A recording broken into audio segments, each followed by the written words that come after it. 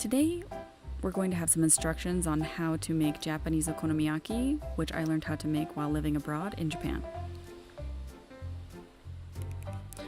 As always, when you're using a knife, you're going to want to be really careful and use proper knife safety.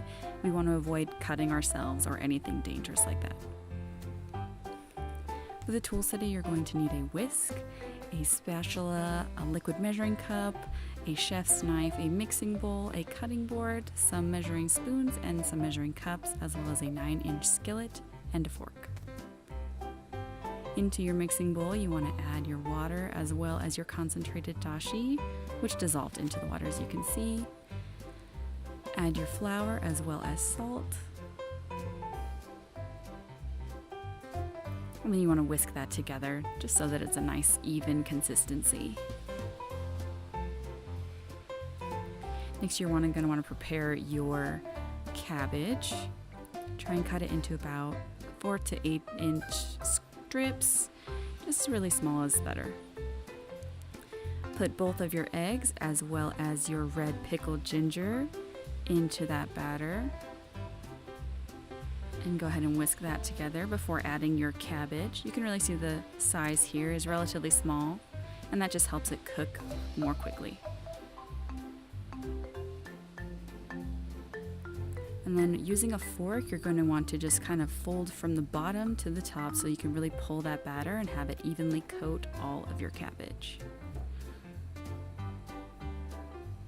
It might take a little bit, but that's okay.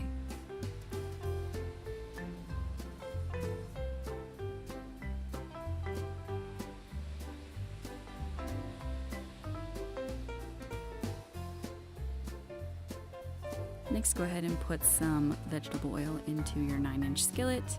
Put it on a medium heat and wait until it is completely heated before you put any of your batter in there. With a heaping 1 cup scoop, go ahead and scoop 1 helping into your skillet and squish it down. The thinner it is, the faster it will cook. The meat that I'm using today is a bacon. Most bacon is relatively thin, so you want to use 2 strips. This was very wide for some reason, and so I only have 1.